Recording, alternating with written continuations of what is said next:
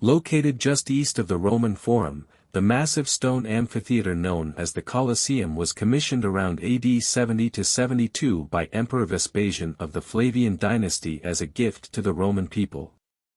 In AD 80, Vespasian's son Titus opened the Colosseum, officially known as the Flavian Amphitheater, with 100 days of games, including gladiatorial combats and wild animal fights. After 4 centuries of active use, the magnificent arena fell into neglect, and up until the 18th century it was used as a source of building materials. Though 2/3 of the original Colosseum has been destroyed over time, the amphitheater remains a popular tourist destination, as well as an iconic symbol of Rome and its long, tumultuous history. Origins of the Colosseum. Even after the decadent Roman Emperor Nero took his own life in AD 68, his misrule and excesses fueled a series of civil wars. No fewer than 4 emperors took the throne in the tumultuous year after Nero's death. The 4th, Vespasian, would end up ruling for 10 years, AD 69 to 79. The Flavian emperors, as Vespasian and his sons Titus, 79 to 81, and Domitian, 81 to 96, were known, attempted to tone down the excesses of the Roman court, restore Senate authority and promote public welfare.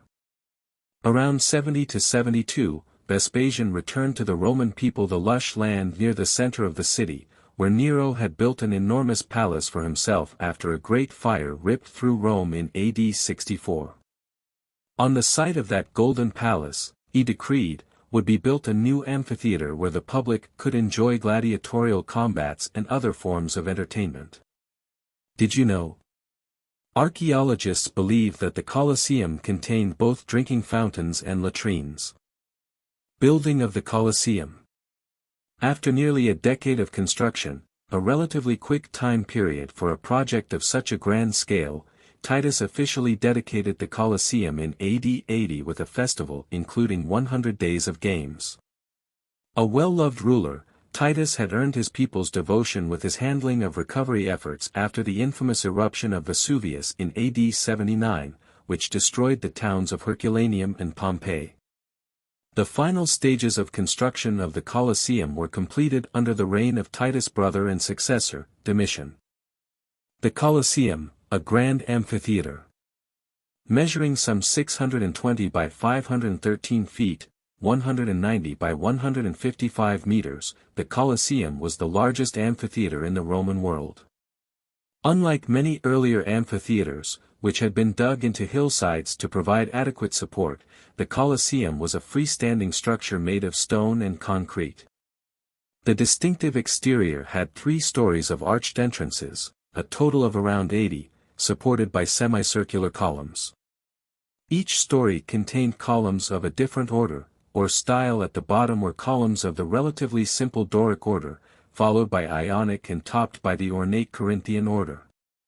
Located just near the main entrance to the Colosseum was the Arch of Constantine, built in AD 315 in honor of Constantine I's victory over Maxentius at Pons Milvius. Inside, the Colosseum had seating for more than 50,000 spectators, who may have been arranged according to social ranking but were most likely packed into the space like sardines in a can, judging by evidence from the seating at other Roman amphitheaters.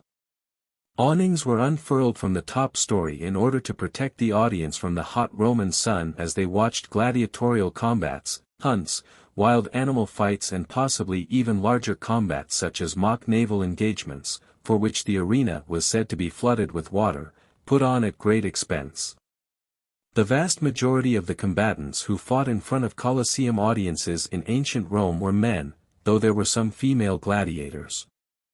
Gladiators were generally enslaved peoples, condemned criminals, or prisoners of war.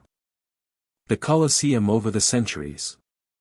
The Colosseum saw some 4 centuries of active use, until the struggles of the Western Roman Empire and the gradual change in public tastes put an end to gladiatorial combats and other large public entertainments by the 6th century AD. Even by that time, the arena had suffered damage due to natural phenomena such as lightning and earthquakes. In the centuries to come, the Colosseum was abandoned completely, and used as a quarry for numerous building projects, including the cathedrals of St. Peter and St. John Lateran, the Palazzo Venezia and defense fortifications along the Tiber River. Beginning in the 18th century, however, various popes sought to conserve the arena as a sacred Christian site, though it is in fact uncertain whether early Christian martyrs met their fate in the Colosseum, as has been speculated. By the 20th century, a combination of weather, natural disasters, neglect and vandalism had destroyed nearly two-thirds of the original Colosseum, including all of the arena's marble seats and its decorative elements. Restoration efforts began in the 1990s, and have proceeded over the years, as the Colosseum continues to be a leading attraction for tourists from all over the world.